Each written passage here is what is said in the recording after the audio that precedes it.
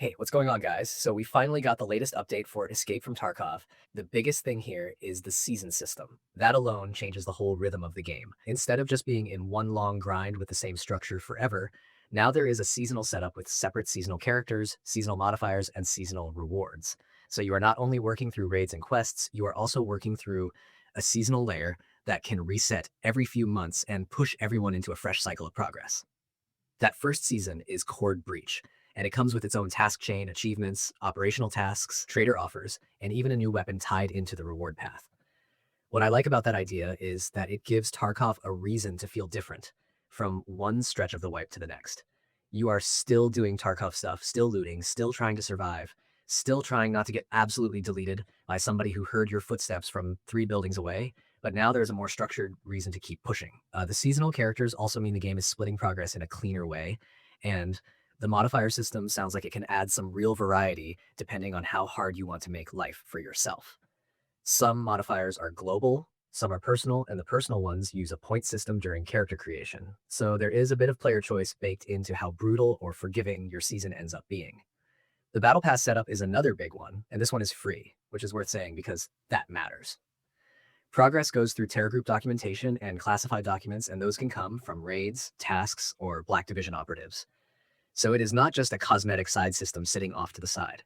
It is connected to actual gameplay activity, which means even when you are just moving through raids as usual, you are also feeding into this broader progression track. That is a pretty smart way to make side progress feel less disconnected. The task changes might be the part people feel most immediately, though. Side task progression has been reworked around trader loyalty levels, task rewards and requirements have been rebalanced, and important rewards now show up before you accept the task. That is such a simple quality of life move, but it matters because nobody likes taking a quest and then realizing the reward was nowhere near worth the headache. Scab elimination tasks are also more specific now, so they only count regular scavs, sniper scavs, and player scavs.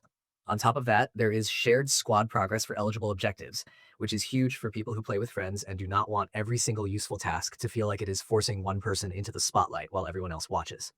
Economy changes are definitely going to hit people too. Traders are charging more now, buyback values are lower, flea market fees are higher, and some of the old loyalty level restrictions have been adjusted.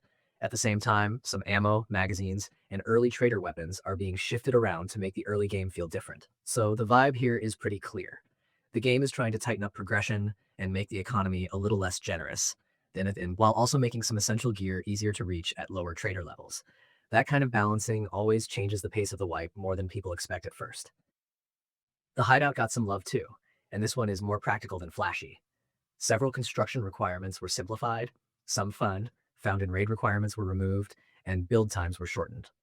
Weapon build is now available from the start without needing workbench first, which is one of those changes that just makes the whole early loop less annoying. They also added money costs to a lot of upgrades, so it sounds like the overall direction is less about item hunting for every single step and more about giving you a cleaner path through the hideout. There are also some survival and quality of life tweaks that people will notice fast. Insurance returns are better. Jaeger insurance was added. Healing and repair costs were adjusted with loyalty levels in mind. Tactical clothing unlocks are now permanent once you buy them, and achievement clothing unlocks permanently too. That means fewer little friction points sitting in the way every time you log in or switch gear.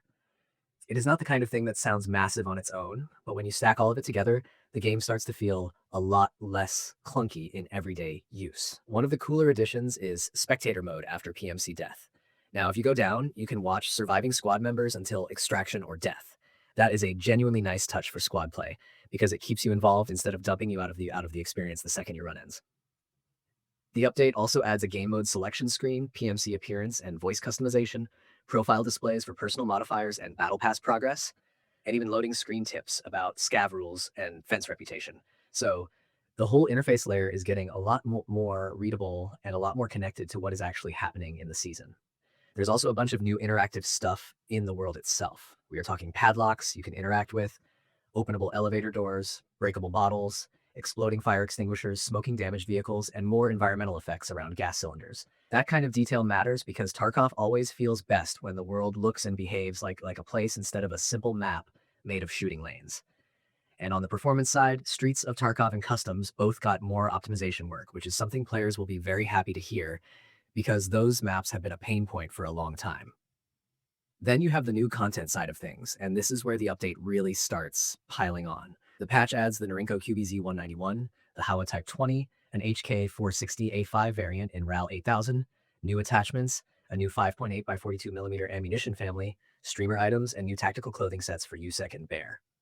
So even outside of the bigger systems work, there is still a solid chunk of fresh gear for people to mess with and theorycraft around. And of course, there are bug fixes everywhere. Animation issues, missing sway, bot reload bugs, culling problems, dialogue freezes, armor ricochet settings, trophy bonus issues, and raid loading errors all got attention. That part is easy to skim past when you first read patch notes, but for regular players, it is often the difference between a frustrating night and a normal one. A big update like this is not just about adding stuff, it is about sanding down the rough edges that have been hanging around for too long. So, yeah, this is not one of those updates that just adds a couple toys and calls it a day. It changes progression, it changes rewards, it changes how squads work, it changes the economy, and it changes the feel of the game in a lot of smaller ways that are going to stack up fast once people actually get in there and start running raids.